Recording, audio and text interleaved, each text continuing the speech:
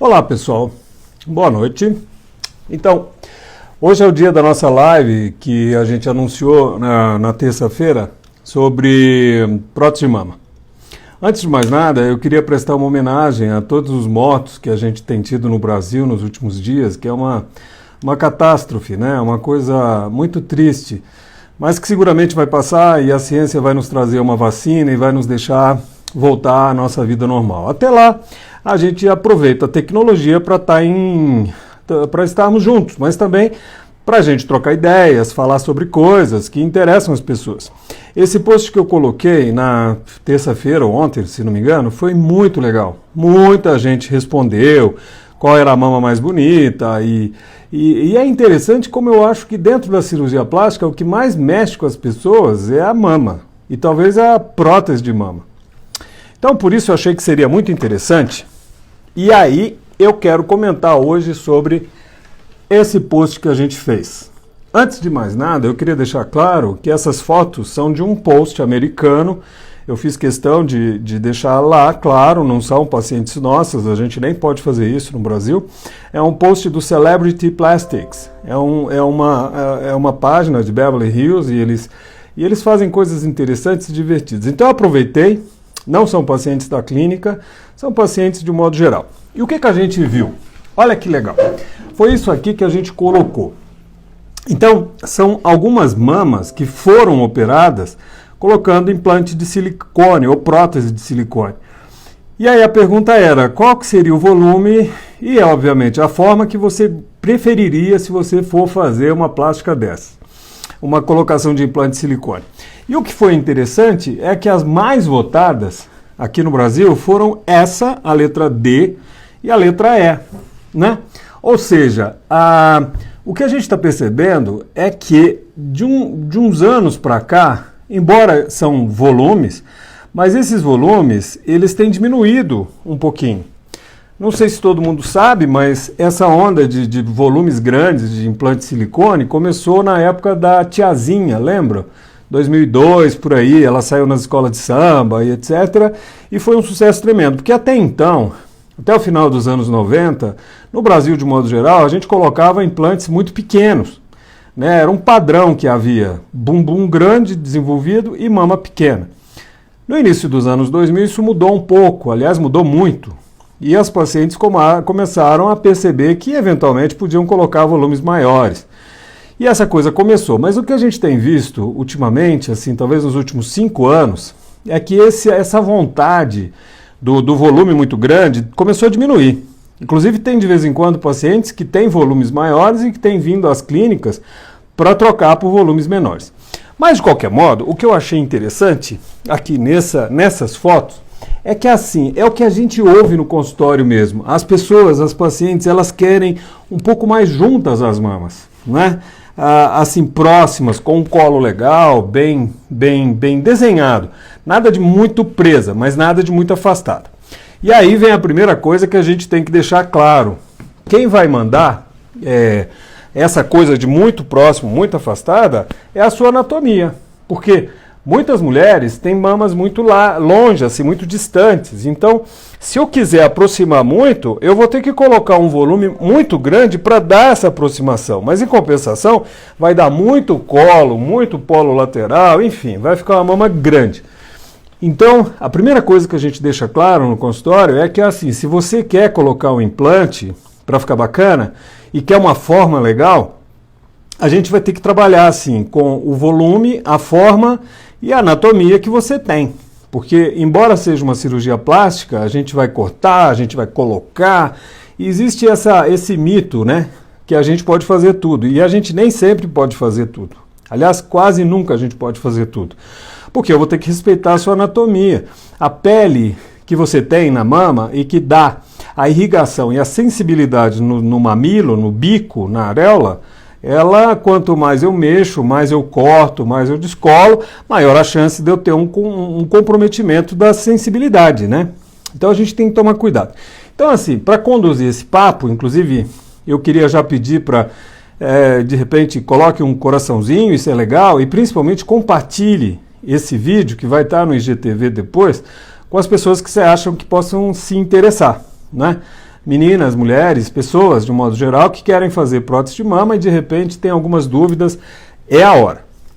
Então eu resolvi começar assim, vamos começar a falar, obrigado gente, sobre o que é a prótese de mama. Existe primeira dúvida, prótese ou implante? Prótese em geral é o que vem para o braço, para a perna, então como eu coloco lá dentro, é um implante, não é exatamente uma prótese. Deixa eu ver, já estão me mandando algumas perguntas. Bom, oi André, eu vou começar com você então. Oi Sheila, oi Neuma, quanto tempo? André, essa pergunta, mamas gigantes precisam necessariamente colocar silicone?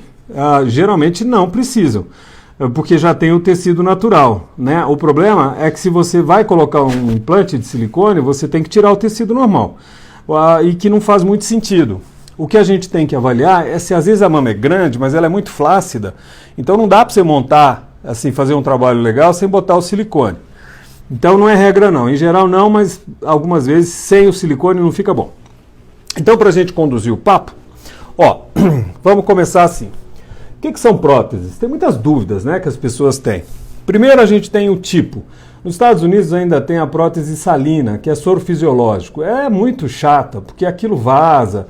Um dia você bate e aquela mama do lado desse lado diminui, a outra não. Fica uma coisa ridícula, né? Então, de um modo geral, no mundo inteiro, a gente usa a prótese de silicone. Aí começam as diferenças. Qual é a cobertura dessa prótese? Todo mundo já deve ter visto fotos, por exemplo, dessa aqui, que é uma prótese lisa. Tá vendo? Ela é transparente, parece uma coisa de vidro.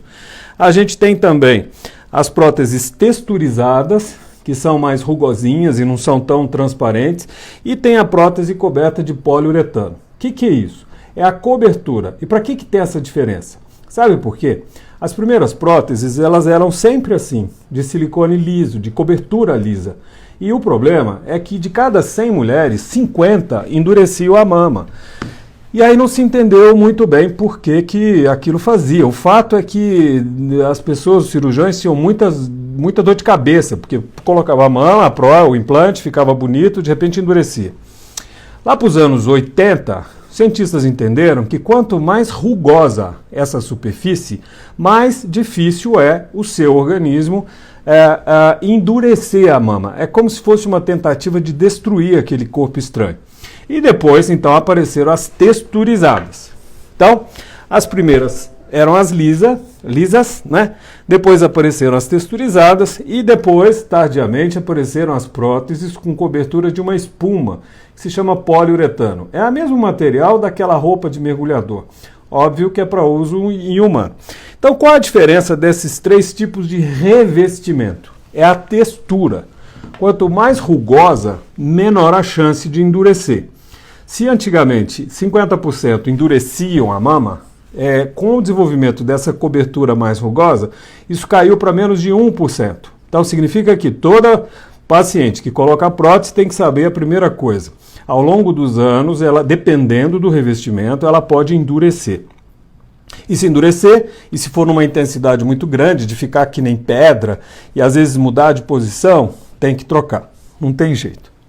Bom, e aí a outra dúvida que as pessoas têm é onde que coloca? Todo mundo já deve se perguntar, assim, principalmente no consultório, a gente vê nas mídias, os caras, os cirurgiões, nossos colegas, eles falam sobre colocar na frente do músculo, atrás do músculo. Então, por exemplo, esse esqueminha aqui está mostrando uma mama, evidentemente, né? E esse implante de silicone foi colocado atrás do músculo peitoral, ok? Tá vendo? Isso é um esquema mostrando o músculo peitoral, que é o músculo que dá a nossa definição, né? Que quando a gente faz um movimento de aproximação dos braços, levanta peso e tudo, a gente está trabalhando. E a prótese também, o implante, pode ser colocado na frente do músculo, ou seja, atrás da glândula. Então vai ser atrás da glândula ou atrás do músculo. Existem escolas. Bom, eu sou da escola do professor Pitangui. Lá no Rio, na escola do professor Pitangui, a gente sempre colocava, e eu continuo fazendo assim, atrás da glândula.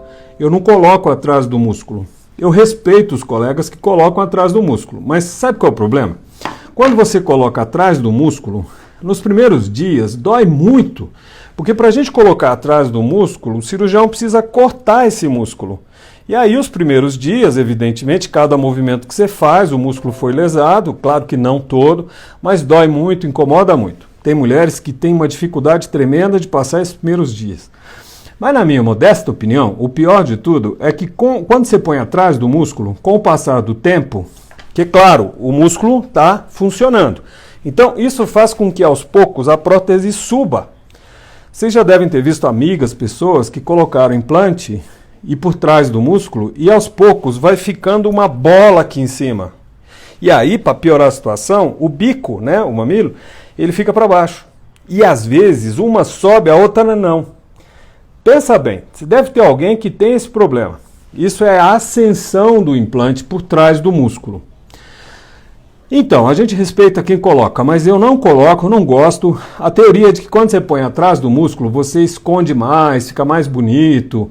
Eu não concordo com isso não. Isso vai muito da escolha da prótese e do trabalho que o cirurgião faz. Nem sempre é onde você coloca.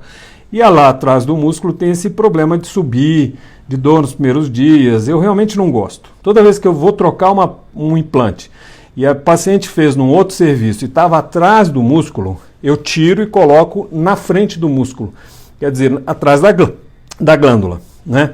Isso é uma questão pessoal e eu acho assim, eu não me arrependo e os estudos mostram que os resultados ficam muito legais. A outra dúvida é, que a gente vê no consultório, a forma da mama. Por quê? Os implantes, então, podem ser sempre silicone, mas a cobertura, então, pode ser lisa, pode ser texturizada e pode ser de poliuretano. Os volumes, eles vão variar, né? A gente tem de 160 ml até 800, pode se mandar fazer até maiores, né? Mas é raro a gente usar mais que 480, 500, embora isso vai muito agora de moda. Mas hoje em dia não está passando muito de 500, não. E aí a outra questão é a forma da mão, do implante. Olá, a internet está meio variando, me perdoa, melhorou agora. Então a outra coisa é aquela coisa da forma, né? Porque existem mamas que têm mais volume em cima, mais embaixo, mais... Então a diferença da forma nos ajuda muito na hora de fazer uma mama bonita, porque eu posso compor com aquilo que a paciente já tem, não é? Por exemplo, tem mulheres que têm muito pouca gordura aqui embaixo. Então, se eu colocar um volume que já dá um colo muito alto, eu vou ter um super colo e quase nada embaixo. Então, as diferenças de forma nos ajudam nesse sentido. Outra coisa, tem mulheres que têm a mama muito afastada. Então, tem alguns implantes que são horizontais. Então, a gente pode jogar tentando aproximar sem usar muito volume. Então, de um modo geral, as formas que a gente tem hoje no mercado, independente da empresa, mas podem ser aquelas redondas de polo mais baixo, né? Para que isso?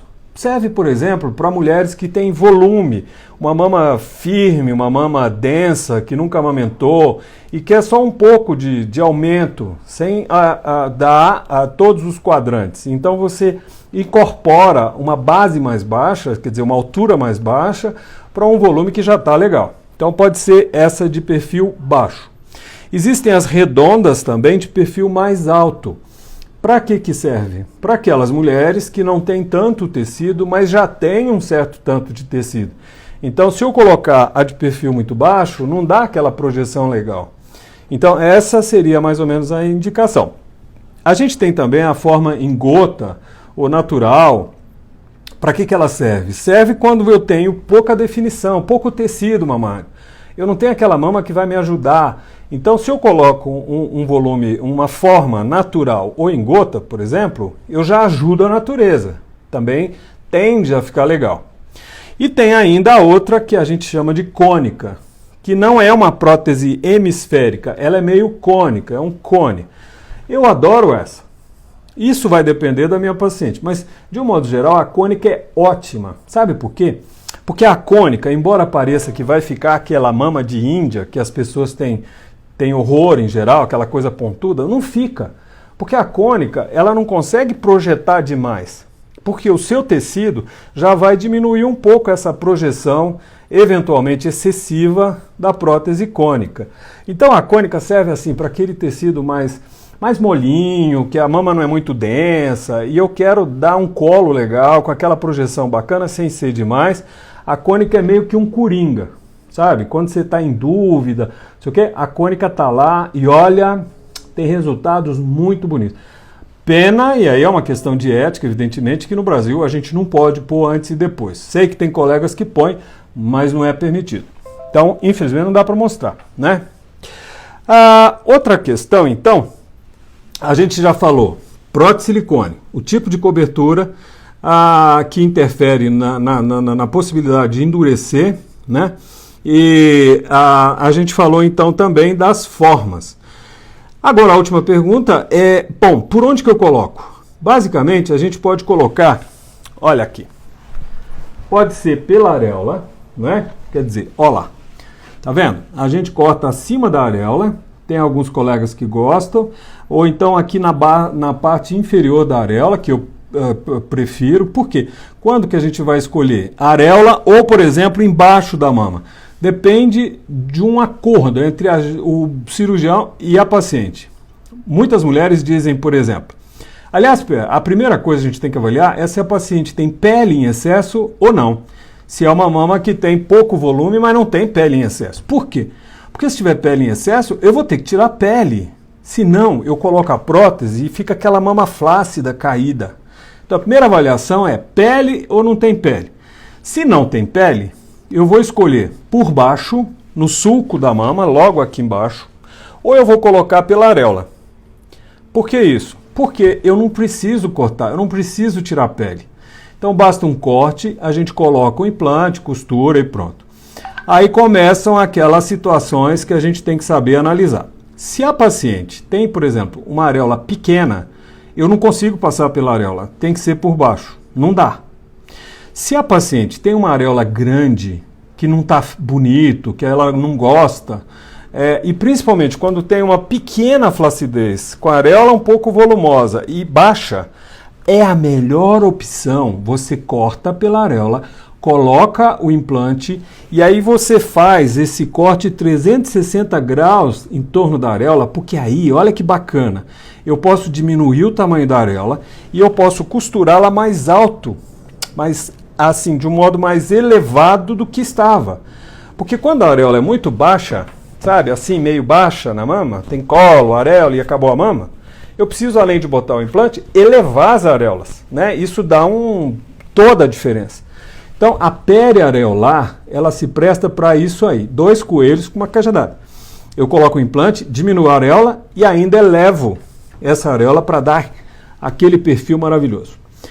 Aí me vem a paciente que já amamentou, que perdeu peso, que fez uma bariátrica, ou seja, que ela tem pele. E ela tem também, assim, pouco tecido mamário. Aí como é que faz? Eu não tenho tecido para me dar uma forma bonita, eu vou precisar do implante. Mas além de colocar o implante, eu tenho que tirar a pele. Aí a gente vai analisar a quantidade. Menos pele, basta uma cicatriz na areola e uma vertical. Se eu tenho mais ainda, e principalmente aquela mama que vem a cauda para a axila, não dá. Eu tenho que fazer aquele T. Tá claro isso? Temos perguntas? Andréia, muito obrigado. Deixa eu voltar lá nas...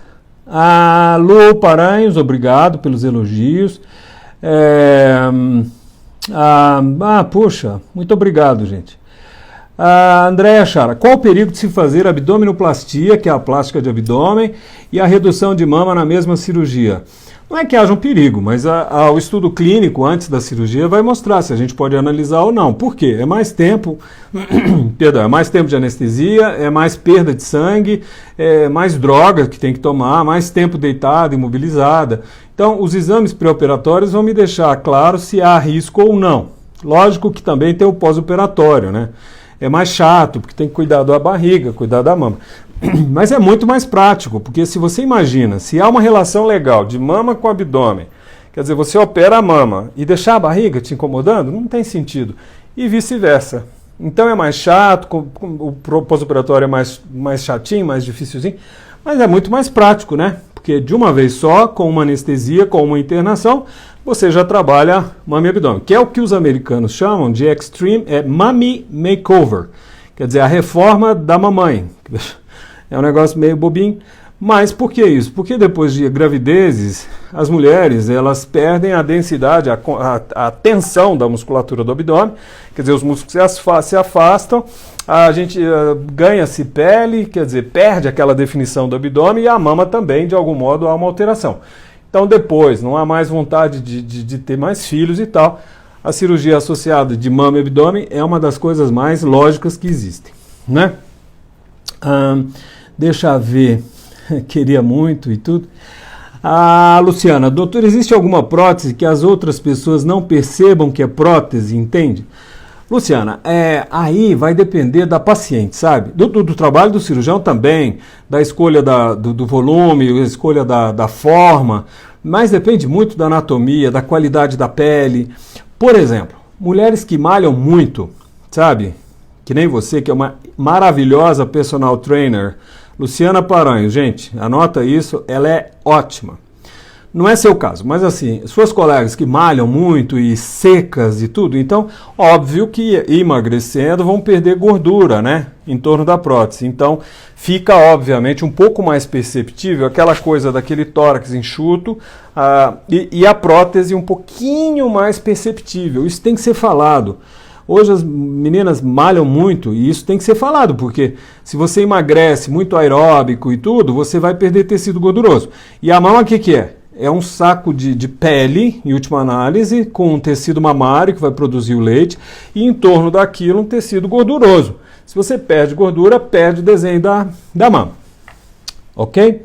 A Vala, sim, está concordando comigo, desde o procedimento mais simples, muito bem. E aquela técnica de poder movimentar logo após a cirurgia? Gente, apareceu essa história aí, é meio que um drive-thru de prótese de mama. O sujeito opera, aí diz que tudo bem, amanhã pode ir para festa, pode ir para isso, para aquilo. Vamos cair na real, como se diz? O ser humano é o mesmo há 200 mil anos. A biologia humana, ela tem um comportamento igual desde o início. Ou seja, a gente tem sistemas de cicatrização e de resposta ao trauma, que uma cirurgia, em última análise, é um trauma. E isso é imprevisível. Tem pacientes que evoluem super rápido, tem pacientes que são demoradas, cicatrizes podem abrir com as melhores técnicas. Então, eu não vou nessa não. Sabe, esse papo de fazer e abrir porque é dual plane, que não sei o quê. Aqui não é uma questão de ser um cirurgião conservador, antigo. É o contrário. Quanto mais você trabalha, quanto mais você vê coisas, mais você entende que esse papo é furadíssimo. Imagina! Então, qual é a técnica que um cirurgião dispõe, qual o aparelho maravilhoso que vai mudar a biologia humana de 200 mil anos atrás? Não é? Enfim, não estou aqui para julgar ninguém, mas as pacientes que me escolhem, nos escolhem para operar, eu sempre peço de 3 a 4 semanas. Por quê? Porque a primeira e a segunda semana são as mais importantes. Não é legal abrir braço, cuidado com o movimento, tem alguém para te ajudar. Não é? É óbvio, eu fiz um corte. Hoje a gente tem uma cola, a gente dá pontos internos e fora na pele eu uso uma cola extremamente bacana, moderna. Ela fica em torno de 2 a 3 semanas e ela deixa uma qualidade nessa cicatriz muito boa.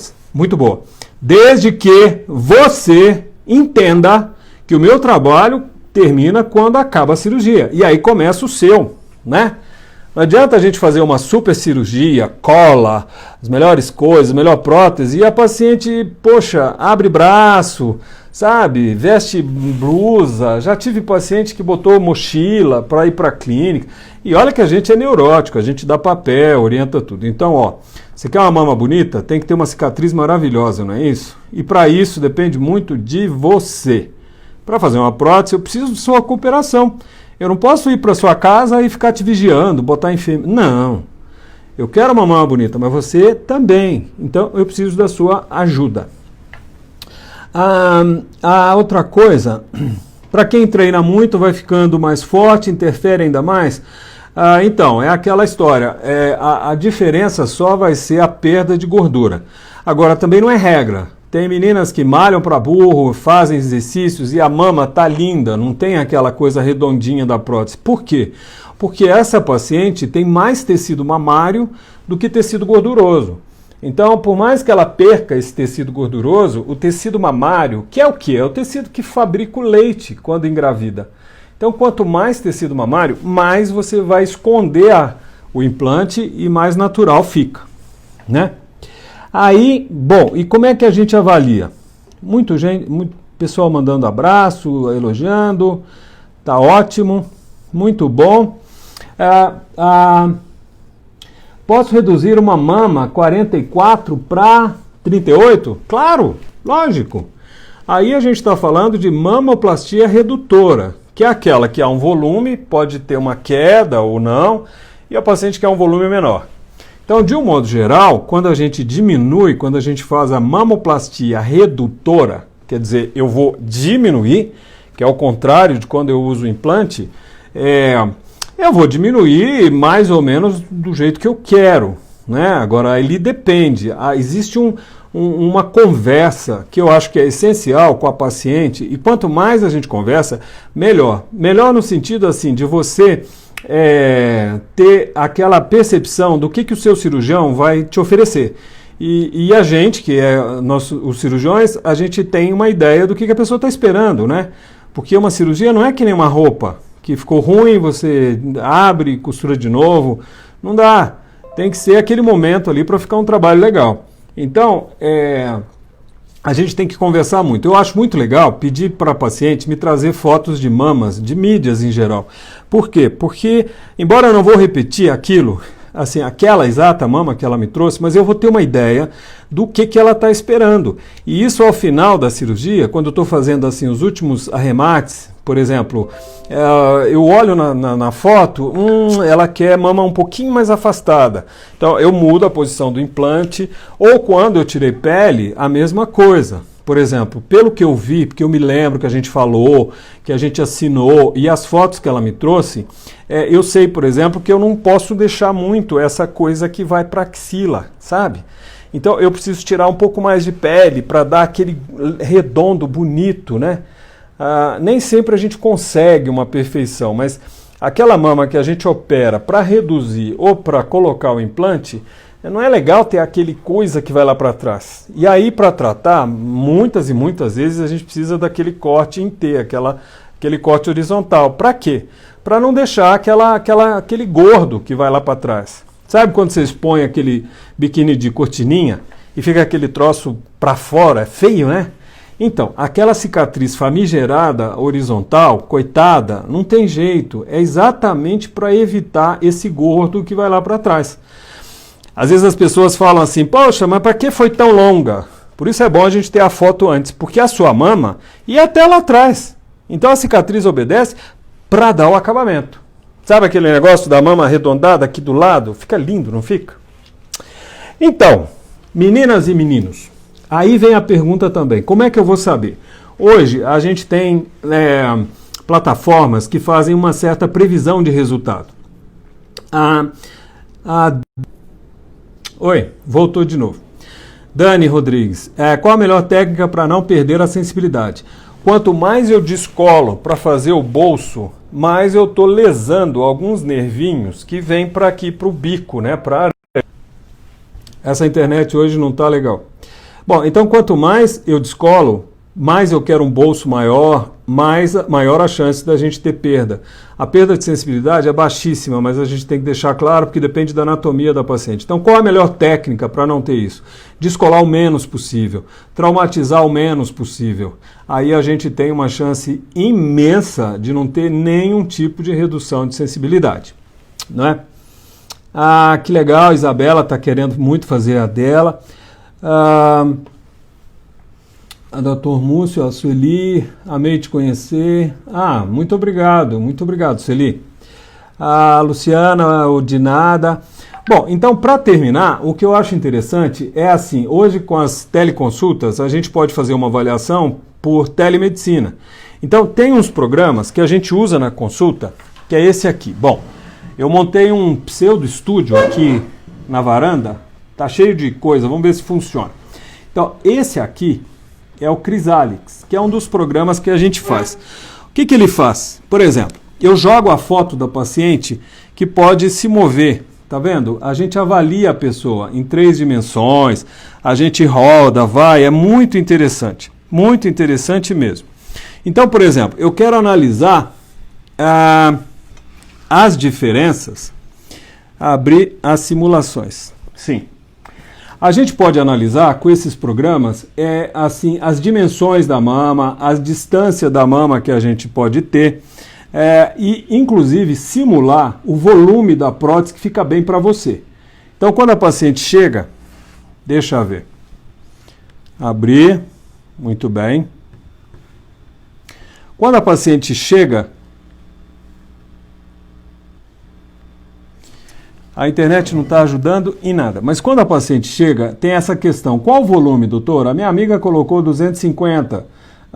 Eu queria 280. Muitas vezes não faz muito sentido na cabeça da paciente o que é essa questão de volume. Então, esses programas, eles nos ajudam muito a fazer uma previsão com aquela prótese em si. Por exemplo, como é que eu ficaria com uma prótese 255?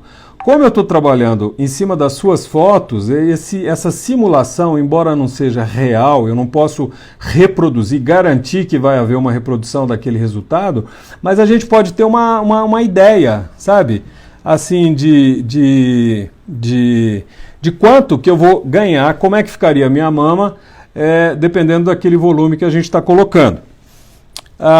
Então, isso, embora não seja uma segurança de que a gente vai ter aquele resultado, a gente pode simular. Bom, a internet está caindo, não está funcionando. Eu prometo fazer uma live sobre o Chrysalix, que é esse programa muito interessante. A gente seleciona as fotos, faz um programa tridimensional da paciente e, como eu falei, a gente pré-seleciona uma marca de implante. Eu uso aqui em Brasília, eu uso uma marca, lá em Dubai a gente tem outra, então elas ficam selecionadas aqui.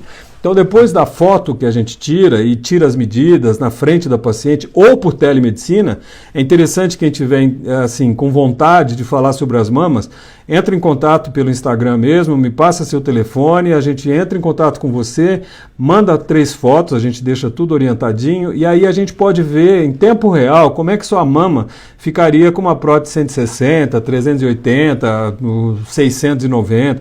É muito interessante e pode deixar claro assim para você o que realmente você pode conseguir. Então, na consulta presencial ou na teleconsulta, esse tipo de sistema é muito interessante para desmistificar, né? Porque, só para terminar, tem pessoas que acham que implante de silicone sempre fica vulgarzão, grandão. Não é não. Muitas pacientes a gente tem forma mais legal, não exatamente volume, embora eu não sou contra, tem paciente que chega e quer uma coisa imensa, eu respeito. O que a gente tem que fazer é um resultado assim que fique natural, fica legal para aquele corpo, para aquela pessoa, ok? Muito bem. Para terminar, Érica, quanto tempo de recuperação após a cirurgia? Érica, eu sempre peço de 3 a 4 semanas, sabe? Aí vai depender do seu trabalho, como é que é. Eu prefiro pedir 3 e com 15 dias eu te libero. Porque, olha, médico nenhum tem assim total domínio sobre a recuperação de um paciente. Então, como eu falei mais cedo, depende do meu trabalho, dos cuidados que a gente te dá lá na clínica. Tem gente que opera e não te vê nunca mais. Eu não consigo entender isso.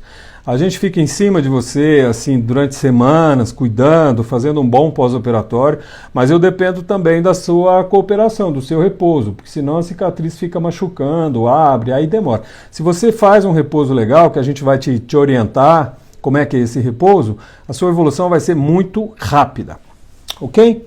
Então, chegando aqui mais algumas perguntinhas, verdade, assim, quando malha muito, fica muito... só o peitoral. Tem alguns amigos de fora. Dr. Purbarhef from Iran. How are you, my dear? Dr. Purbarfehi. Ela é ginecologista, foi a minha aluna lá em Dubai e é uma grande pessoa. I'm so sorry I'm speaking in Portuguese, but you know what I do and I'm really honored for having you here. Thank you so very much.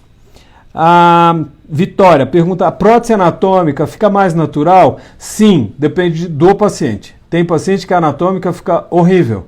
Por isso que eu acho, hoje, além dos volumes que a gente tem formas diferentes. E isso faz toda a diferença.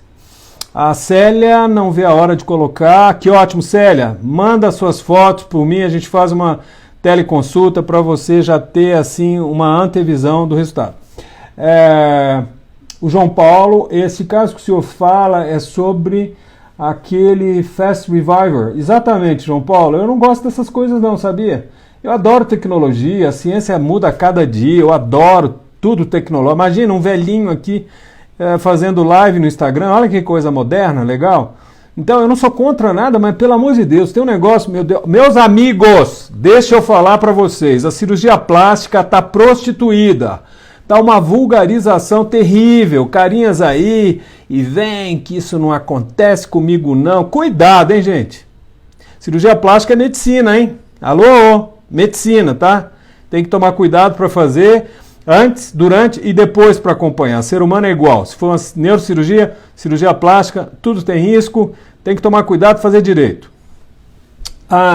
Pois é, drive-thru ninguém merece. E a Érica Xavier. Dr. Múcio, quando fazemos redução e suspensão da mama, é aconselhável colocar prótese?